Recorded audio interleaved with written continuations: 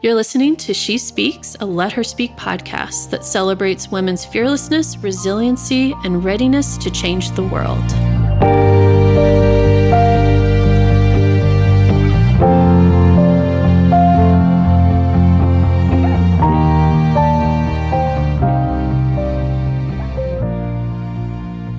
Welcome back to the She Speaks series. This is Catherine Porth, the founder of Let Her Speak.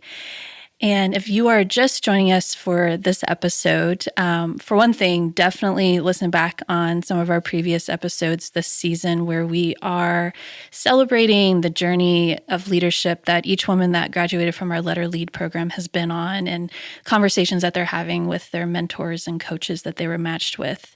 And in this episode, you'll be hearing from Jaleria Rivera and Victoria Frankel. And Jaleria was a graduate of our Aspiring Leader cohort. These two women are the definition of passion and leading with purpose in the work that they do. And you're going to hear a lot of that come out in their conversation. They're going to be talking about having that calling to entrepreneurship. They're both entrepreneurs in their own right. Jaleria is in the arts and is trying to get a movement started in the arts of celebration of the importance that art plays in the culture and the identity and the celebration of any city that it exists in, and the passion that both of these women have for the work that they do. Tori works mostly in the science and STEM space and helping just anybody understand a lot of the amazing, incredible innovations that come out of science, and is so passionate about that herself.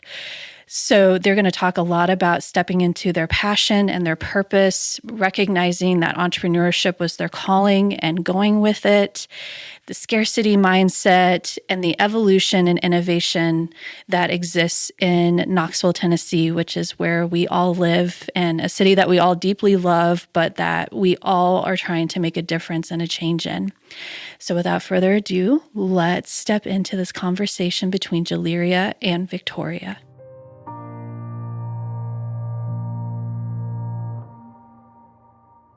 It's hard to go back and hear your own voice. I honestly, in my head, I sound like Maya Angelou. And then like when I hear it, I'm like, this is way higher. Like a lot higher than I expected. That is such a level of confidence that I would love. Right? It's like, and like when I speak, definitely I'm like, oh. I'm like very specific and slow and rhythmic. And then I'm like, no, that's not it. No. It's just excited chatter. I know. I always want to come off very strong and purposeful and deliberate. And then the reality is I'm laughing half the time and it doesn't come out quite how I anticipate. Oh my gosh, that's another thing. During this podcast, when I laugh, should I laugh in the mic or be like, because I will be chuckling. Well, I'll let you guys answer that. Okay. I was going to say, one thing that I've learned is if you are laughing and you don't laugh into the mic, then they can't hear it. Oh, okay. Then it sounds like just this weird silence when there should be a laughter or a joke involved. Okay. And people are like, that was weird. So they're like, I feel like a laugh track needs to be added. like ha, ha, ha, ha, tee. Yay, round of applause. Okay, that's good to know. Because like when you were talking, I was like, I heard myself just being like, Can get right into it. I thought we were going to be, okay, there's no questions, we just talk about it? I mean, start from the beginning. From the beginning. Okay, I guess, wow, where do I start her legacy journey? Well, I feel like I've been on this path of being like, you know what, let's just see what everything there is to offer. And then I feel like with KEC, I was like, let's just go through every department. Let's just see what's going on between KEC, Maker City, Let Her Speak. And then when I saw the Let Her Lead program come up, it felt like a no-brainer, honestly. I was like, oh, this is exactly what I've needed. Because I felt like for a long time, the business development stuff was great, but I really needed something that was more personal, got to know me as a person, and it was more one-to-one. That's why I'm so glad that we have like our mentor-mentee relationship, because that's what I've really, really wanted. How did you know? How did you even know about thinking to go and connect with the KEC? So this was after the pandemic. like I said, I'm going to say this in my legacy speech, but I really did dive headfirst into the community. I did anything and everything under the sun, attend every event from art to entrepreneurship. And I really just stumbled onto it. And then I just was like hooked. I was like, oh, this is resources I never even knew existed. And a lot of it was free. So I'm like, it'd be crazy not to go. And I think I just started chirping about my dreams and desires, and it just snowballed. So entrepreneurship was just like this natural transition for you? Mm-hmm. That's really weird. It's crazy. Yeah. That's not, I don't want to say it's not natural, but it is, that actually says a lot about you for you to be like, oh no, this is my calling and I'm going to jump headfirst into it, especially during a time that is incredibly tumultuous, that is like the heart of the pandemic. Yeah. So I can imagine that's a special kind of person. Yeah, it was really, because like I had me and my partner were together, so it wasn't like I was alone, but I was artistically lonely. Like I did not have any friends because I was new to Knoxville. I had no one to talk about my art with. I had no one to even talk about like the weird show I just watched because we have different tastes in things. So I felt very, like I said, isolated in what I was doing. So the mission wasn't to start a business. The mission was to find other artists I can talk to. And you know how hard it was to find artists? It really was like, it felt like a saga trying to find artists who were interested in just talking about their work. Because I feel like a lot of time with artists, we're so caught up in the hustle and bustle of actually earning some coin that we forget, like, oh crap, we can actually just share the enthusiasm of what did I learn today as a dancer? Or like, oh man, I saw this cool article about this acting technique. We should totally talk about how this relates to musicians. You know, like there's all these different overlaps that I was so itching to talk about. Even earlier, us talking about movement. You know how long I've known about Fighting Monkey? And I just wanted to tell people about Fighting Monkey because I think it's so cool. I just wanted people to nerd out with. And I think it just happened that way. That's so weird because in general, this isn't a normal problem. I mean, historically speaking, True. We didn't have this level of loneliness or the era of loneliness that we do until really the last 10 years. Social media being like a huge predominant indication of changing the tide of how people connect and engage. And so when you're talking about 30, 40 years ago, how people would connect, that level of community was kind of already established. Artists kind of naturally would integrate themselves into the community. You have friends. You also have communities where people weren't moving away or really entering a new community. It was just kind of well established. And so you're speaking about a problem that is becoming even more and more prevalent, which is kind of, I think entrepreneurship and artistry have a lot of synergy in the sense of loneliness and trying to find community. Because one of my least favorite misconceptions about entrepreneurship is that it's lonely. I have had so many people who have either they've dabbled in entrepreneurship, solopreneurship, freelancing, whatever you want to call it, and have told me, you know, it just doesn't fit what I want. I really want to work with a team. I want to be with people. I want to collaborate. And that has always driven me crazy because there are plenty as an entrepreneur or solopreneur, there's plenty of opportunity to collaborate and have a team and have a community. It's not really have to be that much of a solo venture, although sometimes it can be, but I mean, I don't know. No, I agree completely. I didn't realize this, but I am very much a social creative. I can't, I don't enjoy making art by myself. Like, it's just not fun. Who does? Yeah, like it really sucks. It's true. You need that audience. You need something to bring creativity and energy to you. And if you don't have people around you, whether it's to brainstorm and collaborate or just to enjoy it with you, art is not meant to be enjoyed alone. Yeah. It just isn't. Yeah. And it's so funny because like artistry and entrepreneurship, you're right, has like so much synergy and overlap that I feel like a lot of people forget that. Like, even with your business, you are an artist in the sense of whatever operating system you're using or whatever knowledge you have. Like, that is a sense of artistry. You are building and innovating and putting yourself into this in order to actually have like a message. That is art. And for me, I think a big push for even why I stumbled into entrepreneurship is like, I believe that my art can be my life. I believe my art can be my career. And I don't see those as like different things anymore. Whereas I feel as though I've met some people where it feels very separate.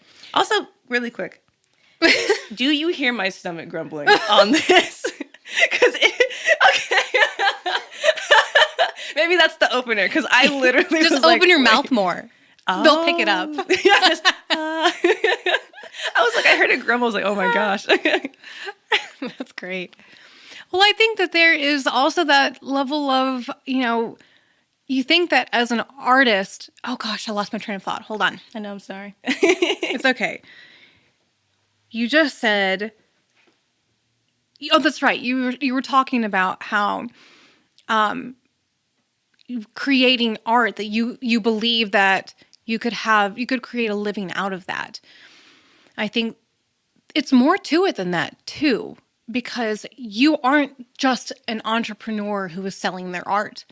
You're doing something a little bit different, and it's not exclusively art, because you're building a community, because there's a huge gap here, and that's what entrepreneurship's about. It's identifying what you're passionate about and then noticing that there's a gap and then feeling that obligation to fill that gap. And so that's what you're doing. Yeah, it's my ikigai. Like, it truly is. I remember we were in Old City Job and you were talking to me about like, oh yeah, you're just a reluctant leader. I was like, holy crap, I am. I sometimes hate having to be the one to build something. Oh yeah. But God, do I love building it with people. Like, I really, like, yesterday I had a 2024 meeting with my friends at Open Arts Knoxville. And we were all, the first 20 minutes is us just like gossiping, talking about how we're feeling, what we're doing. And all of us are just tired artists. Each of us are building our own communities. But by the end of it, we were all just so happy, just like, oh man, you saw what we just did. It felt like it's crazy how much energy it gives me when I am with other people, figuring out how we can better serve our community. Mm-hmm. I can't think of doing anything else. And it's so funny because my medium as an artist is dance, but I definitely feel like my ikigai is like community building. I love that restorative nature of like, oh, there's something missing. How can we figure it out? Ooh, what service can we offer? How can we grow this? How can we connect with more people? How can we design a gathering? Oh, I can talk about gathering events all day. I think you tapped into something there too, because there's also this idea that if you build a community and other people are building a different community that it doesn't interact or doesn't connect in some way, that there's some level of competition between community building. But what you're really doing too is showing that there is room for communities to interact, to collaborate, that you can have distinct communities, distinct niches of artistry, if you will, but there's still room for a greater community. Yeah. It doesn't have to be so siloed and isolated. Say that again. Goodness gracious. Yeah. Like, I was actually really disappointed by how hard it was to find artists, like I mentioned.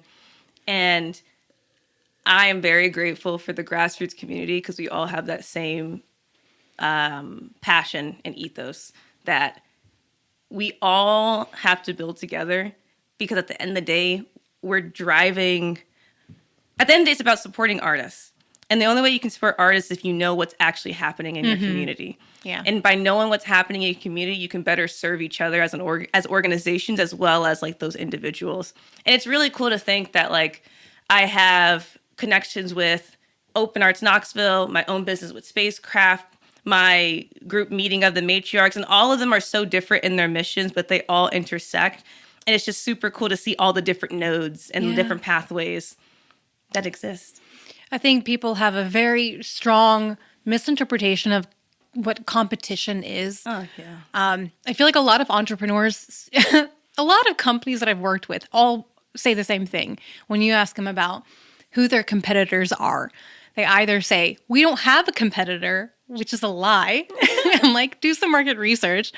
Or they say something like, they identify competitors in the market that they think are doing something similar, but the reality is they're not really appropriate competitors. Yeah. It's not a bad thing to have competition because it's going to drive innovation, but oftentimes what we perceive to be our competition is actually colleagues. It's opportunities for partnership and collaboration. I wish I had a video so you could see me just like throwing my hands in the air. Because you're 1,000% right. And that's honestly been the most frustrating part. Because I've had connections with people in this community where I thought, like, oh man, this is the perfect partnership. This is like the perfect conversation. Like we have the same frame of thought. And you're absolutely right that they see you as a threat. Yes. But I just feel that is just a scarcity mindset, and I don't have that. I don't.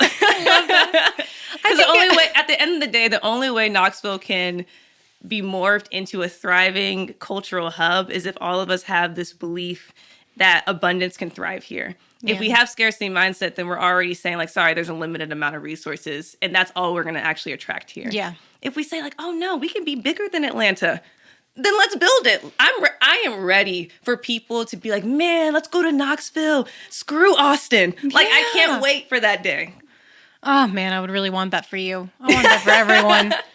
I mean, I really, like, when I think about Knoxville, like 5-10 years from now, I would like it to be that. I want Knoxville to be something that's hot, something that's fun, something that's cool, something that's edgy. I want a Meow Wolf in Knoxville. I don't see Meow Wolves here. We're all the cool, edgy, experimental artists. You know what I mean? Like, that's what I want. I guess that's kind of funny about Knoxville because it's such an arts-focused community, but it's not really one would not necessarily think it is an edgy art community. But again, you have that idea that it has to be one thing or another. Yeah. All of it can thrive. All of it. There's enough people. There's enough of an audience for you to have a little bit of everything and it be a larger, greater community that is more supportive. One of my favorite things about Knoxville and showing like how you don't have to take your competitors and perceive them as competitors is there are a lot of coffee shops in Knoxville. There, prior to I think maybe about 2018, there were not that many coffee shops. From someone who has lived in Knoxville off and on for a long time. It once used to be that we had 20 years, and if it wasn't a Starbucks, there was one other coffee shop in Knoxville. But now we have, I don't know, 15 plus, 20 plus. I'm not entirely sure. But recently, I saw one of the newer businesses that started in the last year. When they were gathering and preparing for their initial launch, I was looking at their social media. I was really excited. I love coffee. I'm ready to check them out. And they were doing a collaborative, like, pre-opening event, working with different founders of different coffee shops in Knoxville. As like a network, talking about techniques, talking about coffee, talking about the audience and the people in the community, in the village that is Knoxville. And that meant so much to me to see them not view each other as a competitor, to say we're a partnership. Because the truth is, people who drink coffee don't just go to one coffee shop. No, I have like 4 go-tos. I know. It's like based on the coffee drink that I want, I go here or there or there if it's a Tuesday or if I'm going to be in this part of town. It definitely, you have to go like a coffee shop for the vibe or the intention. Yeah. And so to see that there's this level of understanding in entrepreneurs, in a startup industry, in Knoxville, there's room for more. There's room for other types of work and entrepreneurs to gather and commune. Oh, that's a wonderful example. Yeah. I love it. Okay, let me get some water. I'm curious. What were your thoughts when we first got paired together? Oh, no. Well, part of me, I will say, is it was two sides because I do trust Catherine. So I thought, okay, if she's paired me with this person, this alien, it was probably with a purpose. And so I had some level of trust in the process, but I was also just I really wanted to be able to help you, but I was concerned because I work with STEM. I work with scientists and a lot of people who have difficulty translating what they're trying to accomplish into general speak. Yeah. And so I was concerned that I wouldn't be able to offer you what you needed. But then the more I got to know you, the more I realized I started to see the connection why Catherine did kind of pair us together. And that was that level of creative communication. And although I was nervous to work with someone who was a dancer, someone who was an artist, I started to realize and see that it was just a different type of language and that you were doing very much the same thing. You're trying to build a community and trying to translate feelings, emotions, knowledge, experience into different forms, but you're also trying to kind of connect those people and give them that level of support. And so I started to see kind of what you were doing and what I like to do, and I felt like, okay, maybe I do have something to offer. It's so funny. I felt the exact same way. I was like, oh my gosh, she knows scientific terms. Yeah. I barely know my maths. Like I was worried. And then I agree. It's like when we met at Zero Wine Bar, or is it Zero? Yeah, Zero Wine Bar, 00. Something with a zero.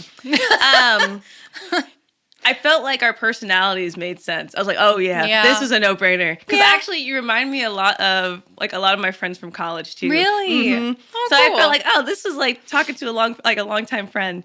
And I feel as though your knowledge, and I think because you have a STEM background, you were able to see like those technical details that I missed. Because I'm the dreamer, I'm the visionary type. So it was really wonderful to help me like synthesize it down into like practical steps that we could take tomorrow. Yeah. That was one of the best things I gained. I really appreciate that about you because you don't get critical. Because when you're trying to open yourself up to understanding, how do I convert this passion or this interest into, a business, which is ultimately what it comes down to. And that's what sets you apart from becoming an artist to becoming an entrepreneur. And that is very difficult. It is not most personalities. Most people can't, I don't want to say compartmentalize, but kind of build off that. And that's something that I see with a lot of scientists that I work with too, because they have difficulty not being creative. It's more that they've been trained a very specific way of communicating for so long that it feels like it goes against their personality and against their training and education to interact in a different way. So it's kind of reworking with them and broadening their appreciation of their knowledge and their skill set, and also helping them learn a new skill. And that is not easy for most people. So you were incredibly easy to work with because of that, because I do go on. Because you were very open-minded when it came to, okay, these are clearly what I'm strong at. I have gaps in what I do know and what I need to know. And I'm open to having to, expand and shift and evolve. And that's what it takes to be an entrepreneur. Yeah, a lot of pivoting. Oh my goodness. From when I first had this idea to now, the amount of turns I have made, the 45-degree angles is crazy. But that's honestly the most exciting part. It goes back to I enjoy the restorative. I enjoy the mess. I enjoy all the grittiness of it because it's never going to be the version I want. Like this version in my head is really this dream that I will always strive for in terms of the standard of excellence. But I know it's going to take a lot of work, a lot of brilliant minds, and a lot of patience. I think it's a dream for a reason because dreams aren't necessarily rooted in reality. Yeah. And sometimes the reality can be far more than you imagine, just simply because your dream is just your brain's mass interpretation of the stimuli and the knowledge that you have now. Yeah. It can evolve dramatically over time. You hang on to the dream as long as you need to, but at the same time, your reality can be far better than you ever imagined. Oh, heck yeah. Yeah. It already is. It's so funny because when I was thinking about, man, I can't wait to get out of lockdown, go out and do things. I'm like, I just want one friend. Just one. One friend would be great. And now I'm like, oh my goodness, there's too many texts. So it's really exciting I completely agree with the sentiment that your reality will definitely surpass your expectations, your dreams. And I definitely feel like I'm a testament to that. The amount of love and support I've experienced in Knoxville these last couple of years is palpable. It's amazing. It's a funny city. The pandemic is what forced me back to Knoxville. Wow, both of us, yeah. Yeah, I was living in New York. So I was working in New York City and enjoying life there. And when I came down temporarily, I thought, to ride out the pandemic, I never expected to be back in Knoxville permanently. And when the realization that I would be staying in Knoxville hit, I mean, I won't lie, I was disappointed. I felt like for me to do what I wanted to do, I was like, Knoxville doesn't have what I need. But I will say Knoxville has risen to the occasion. And the truth is when it came to, at least for me, when it came to entrepreneurship opportunity, work opportunity, I didn't necessarily need Knoxville for that. I hear you. But what I did need was some level of camaraderie, support, belief, something to kind of help me feel like I wasn't completely isolated and alone. Yeah. Something that I did feel when I was in New York. And so, yeah, Knoxville New York has a different, it's a different frequency. It does. And I think it's because of what you said. There's a New York, like, it's so funny because New York is funny with, they have this, I'm trying not to curse in this podcast. You know, their roses don't smell. You know, like, yes, that's the best way I can say. You know, like that Andre 3000 line. Like, and it's really funny because I think that's what sets it apart too. They're like, we're New York.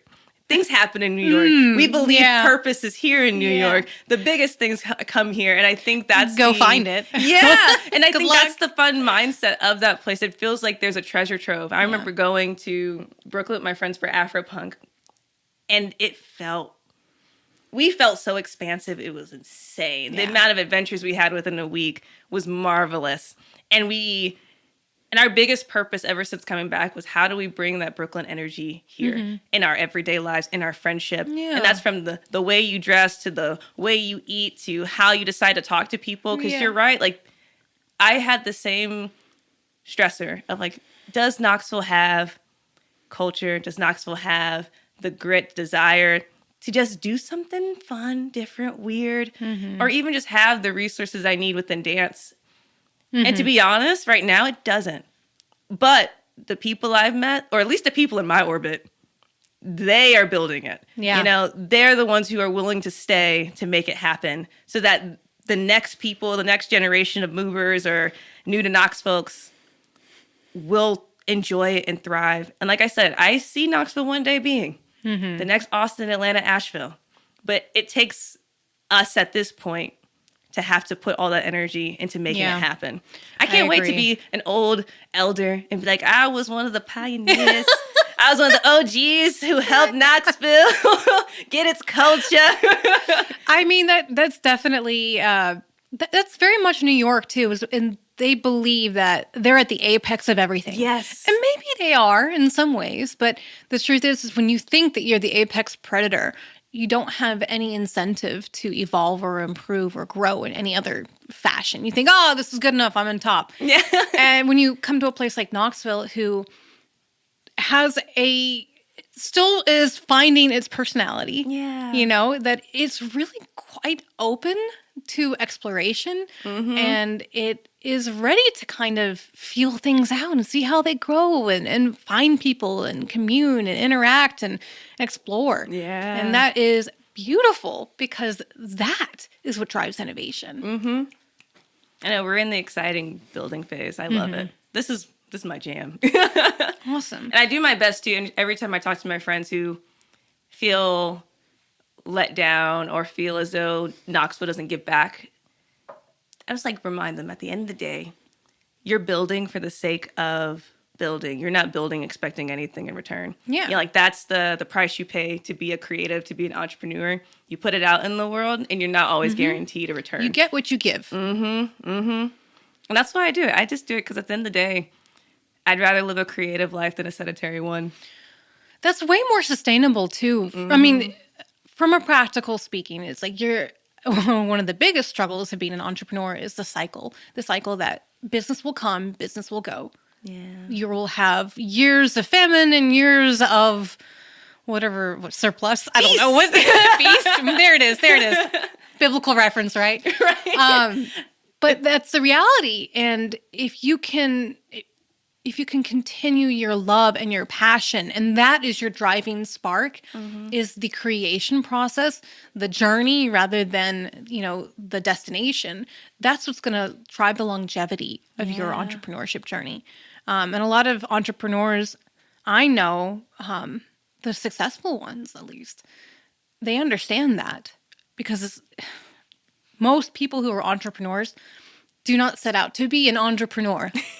That is just something that kind of happens. And the people who, not to say that there isn't a place or a time, especially from like a collegiate perspective, to take entrepreneurship courses and whatnot, and to strive to be that.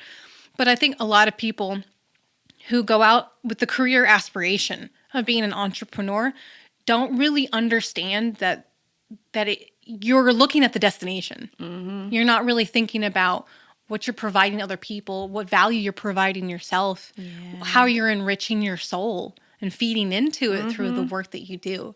And that's just not sustainable. I mean, you're right, because it is exhausting. Yeah. I'm not going to lie. When I first heard of entrepreneurship, I'm like, oh my gosh, this is great. I'm going to do the 4-hour work week. I'm just going to wake up. Embarrassed all day. I'm like, this is going to be easy peasy. And then when I got into the weeds, I was pleasantly surprised by how much work. But then again, it goes back to the ikigai. I like that. I love this building. I love the sometimes 2 a.m. nights. I love the pinging back and forth. It's energizing to me. It keeps me on my toes. Yeah. Well, I mean, I think we've even talked about this too, that, I mean, even Tim Ferriss has walked back and been like, okay, when I wrote the 4-hour work week, I was, oblivious. Yeah, he wasn't. He was like, yeah, I mean, I was totally into the hustle culture because I was young and vibrant and had all this energy. And now I'm reflecting back and I think that is not sustainable at all. It's not. And so it's funny because now I think maybe I know too much about Tim Ferriss, but he the work that he does now is more focused on impact, and also he takes a lot of time off. Yes, I mean, given he can afford it, but he does. He takes a lot of time off, and for him now, it's about the exploration of the soul, because that is far more meaningful work. And if your career doesn't contain that, then that spark, it's like you're gonna hate what you do. Yep, especially because isn't it crazy that the modern worker today works more than the like medieval worker? That blows my mind. They only work like 32% of the year. We work closer to like 52 to 60%. And all I could think about is why? Why am I doing this much work for marketing? Even though like I'm very fortunate with my job and I enjoy it. But goodness gracious, it'd be nice to do something that's on my terms. That, like you said, sparks your passion. That's in alignment with my ikigai. Hi. What do you feel like is the biggest challenge to getting a bunch of artistic minds together to actually create something? Like not just to create art, but like to create a plan or a challenge. To create a plan. The biggest challenge. I think the biggest challenge for artists, and we touched on this earlier, is synthesizing dreams into action. And my favorite way of doing that is through games. And I've noticed that that's been hands down the most rewarding tactic I've used in order to get all of us on the same page. So a good example is Open Arts Knoxville. We had a call to action conversation series where we had the question, what do spaces like exhibitions, galleries, etc. care about? And for artists who want to exhibit or perform, what do they need? And it was really hard to figure out, how do we even make this question concept into something that gives us answers? Yeah. So we decided to play the fishbowl game. And essentially how this works is you have the artists in the center circle, you have a facilitator, and you ask them questions. They are candid and open, and everyone on the outside are the people who own spaces. And all they can do is listen and take notes. Then you switch. So then you have the space makers on the inside, artists on the outside. And then by that third round, we're just having a big roundtable discussion on what did you hear? what were the gaps? Oh. How can we solve it? And that was by far one of the most rewarding games that we played, where all of us as artists were just talking about the frustrations of space, how galleries don't understand us. And then it was actually nice to hear from galleries that are saying it's actually really hard to find y'all. And some of y'all don't show up prepared. And it was nice to have that candid conversation that only would have happened if we had a game. And I think Great that's the barriers. biggest, Wow. yeah. And that was one of the best examples I have. And I think at the end of the day, it's at least for a creative, neurodivergent, artistic mind, it has to be fun for us. If it's not fun, if it doesn't connect back to our individualistic dreams, it's really difficult for us to even care about the work, because a lot of us aren't motivated by income solely. Of course, we are trying to get paid, and a lot of us are doing that work to ensure we get paid. But it's like you mentioned earlier, like, how do we connect back to the impact, and how does it answer our own questions that we're trying to affirm within ourselves as well? So how does that tie back into your legacy and the goals that you're trying to, your goals with spacecraft? Yeah. The dream for Spacecraft is to be a national artist-owned cooperative. And the only way that happens is if artists understand the impact of them showing up has. A lot of artists feel as though they have to create alone in order to succeed. A lot of artists feel as though there isn't space for them physically to actually work with others. A lot of artists find it very difficult to find people of the same and different mediums to even have a conversation with. So at Spacecraft, what I want to incentivize is when you show up to this space to practice your work, to engage with the community, you are rewarded financially, you know? So like now you have stake and you have claim not only into your artwork, but into the place that you're residing. Because I think the problem with a lot of artists is we can just move. Art is everywhere. Like, what is keeping me in Knoxville? Now, if I had a Spacecraft where I knew, like, oh, snap, if I put in a $50 every month and I can get dividends at the end of the year based on how many times I practice, it's an incentive to want to stay, to want to actually practice and manouche. Is that even a word? Yeah. I'll make it one. Yeah, like and manouche your artistry. And that's what I want to build. I want artists to feel as though there is a place for them and that wants them to be here. Do you feel like competition falls into the artist mindset when they're looking at other artists working in the same space, or even other artists not working in the same space, that building Spacecraft can overcome this idea that these aren't your competitors, these are your colleagues. There's partnership, there's collaboration, there's room for everyone, and we're stronger together. I think artists are more insecure than anything. I find it very rare to find another artist who's like, oh my gosh, she dances. She can't be on my dance floor. I see more of the time Bring like, it oh, down. What's the bring it on? yes, exactly. That's a great example. I definitely see more like, not a lot of Gabrielle Unions, but more of people saying, wow, you dance, I could never. Or like, oh, you dance, like my dance is not like that. Like, and I think that to me is what I want to break away. It's like at the end of the day, you showing up to practice, you're already an artist. Because at the end, you have to first validate yourself. You don't have to have this external reward of like, oh, I was paid to perform, or oh, I was on this stage. It's like, no, I am a dancer because I wake up at 5 a.m. and dance. I am a dancer because I am having conversations about dance. And that's what I want to encourage with artists, because there's a lot of insecurity. And even with the emerging artists here, there are so many opportunities that people don't even apply for because they don't think they're ready. They don't think they have a full body of work. They don't even know they don't even know how to talk about their work. And I think that's the biggest barrier, keeping hobbyists from being artists. Ooh, that's interesting. Huh. Well, bringing that back into the work on the program with Letter Lead, how do you feel like your business goal or even the idea of the business has evolved during the program? Yeah. Because it has.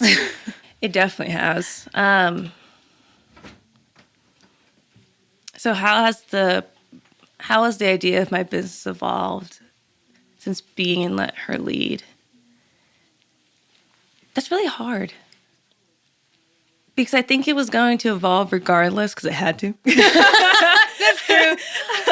But Sink or swim, you know? I definitely do believe that as a leader in this community, I did see the importance of showing up that I didn't understand before. Because I'm already a firecracker. I'm already someone who's very much a mama bear type. And I know at the beginning of the program, I was very frustrated with having to always defend and always having to negotiate, especially on terms of people who have historically exploited other artists. And I think for the program, what it's helped me do is realize, like we said, the reluctant leader, I'm like, I have to do it.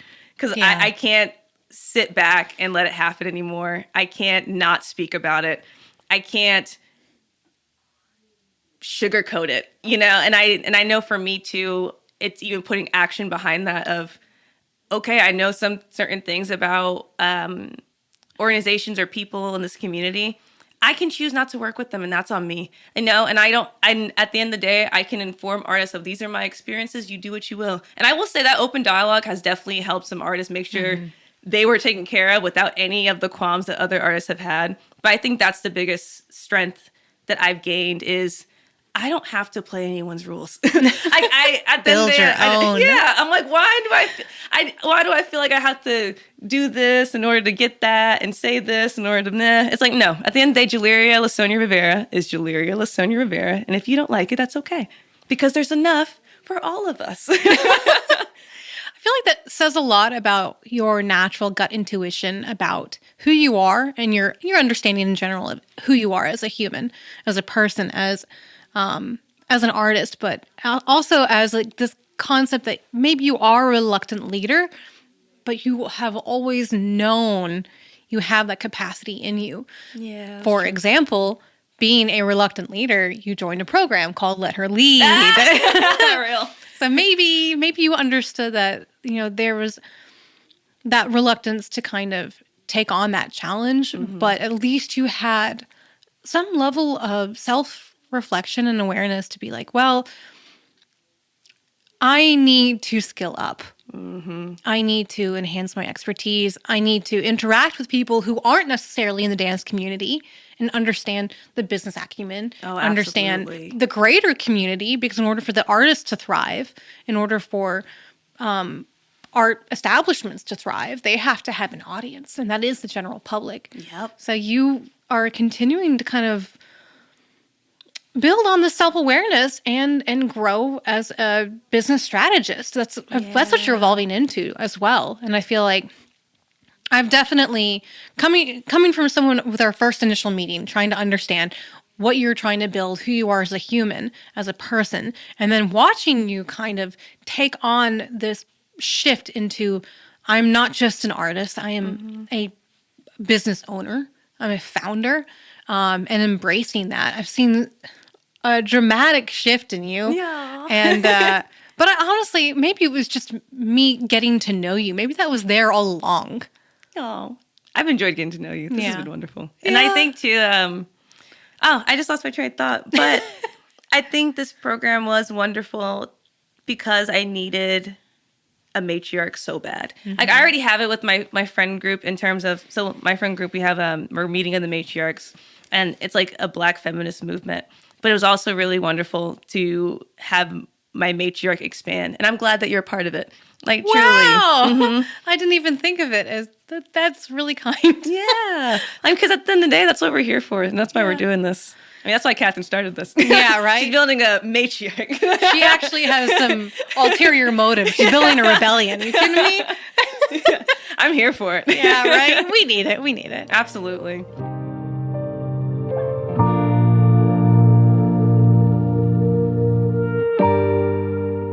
Now that you've had an opportunity to learn about Jaleria's leadership journey, let's listen in as she shares the legacy she wants to leave behind.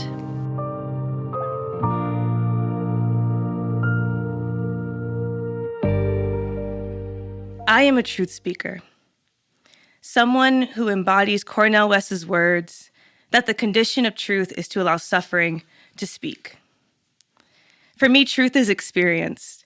It's the spectral journey from oppression to joy, encapsulating stories lost, stolen, and buried in time.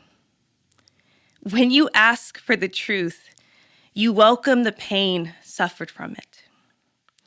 I was a bright-eyed college graduate when I moved to Knoxville. And without second thought, I went to work, surviving because every penny depended on it. When COVID forced us into lockdown, the fast-paced hustler was forced to stand still. I went stir crazy, as if youth and possibility were slipping through my fingers. To cope, I danced. I woke up at 5 a.m. just to groove before my morning commute. Dance became a cornerstone of my truth. And much like puppy love, my affection for dance changed when I was confronted with the isolating truth that art is not meant to be created alone. When restrictions lifted, I dove head first into the community, hoping to discover an awe-inspiring space that jolts me to the core, where creativity radiates, where stories are shared, where dreams are action items. A homing beacon for the artists, neighbors, and activists who are building our community. I call this collective imagination, and I know it has the power to transform our reality. Collective imagination is the fusion of our stories, voices, and dreams into a shared truth. It's the anchor of humanity and made limitless by our shared capacity to wonder. Collective imagination is more than a dream. It's a practice, and it is alive in our Black community. Imagine this: a one-night-only, immersive experience designed to question, explore, and decolonize the Black imagination. Guests were invited into an alternative world where modern constructs of Blackness no longer existed. And all that mattered was their willingness to express. Through art making, we were transported to a new realm of our own design. Too many of us are trapped in someone else's dream. We lose our autonomy, data, and imagination when we unconsciously succumb to the desires of those in power. Our city doesn't have a resource problem. We have an imagination problem.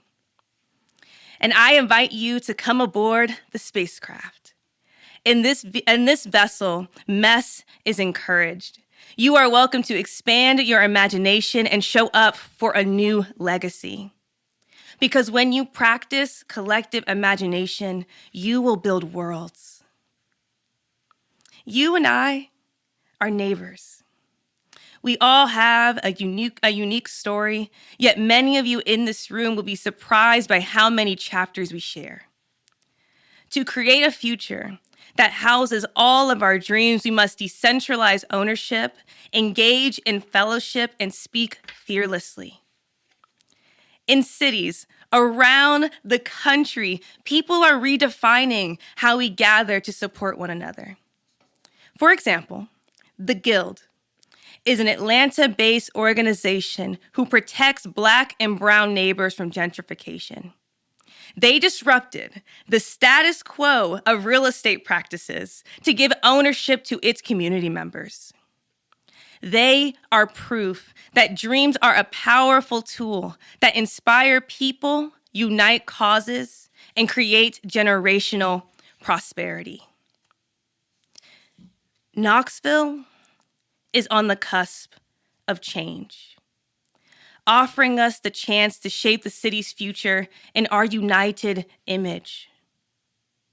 It's no secret that artists and young people are leaving, counting the days until they can flee for cities like Austin, Asheville, Atlanta. This is our current truth.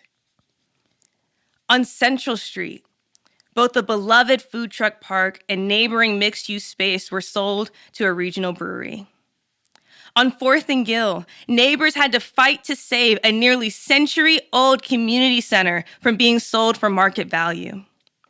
On Jennings Ave, 2 art maker spaces are being priced out in exchange for another corporate venue. Who will be left if the only ones who can afford to dream are development groups and private companies? The future is untouched. It is not written. It is not said. It is imagined. I stand in my ancestors' shoes, the large shoes of powerful dreamers. And when I close my eyes, I feel the momentum and steward our dreams forward. My invitation to you is this. Speak your truth. In the face of judgment, in the face of fear, in the face of comfort. Speak your truth. Whatever your truth, story, or dream, you own it and you speak it. Because you're in my orbit now, and our next stop, collective imagination.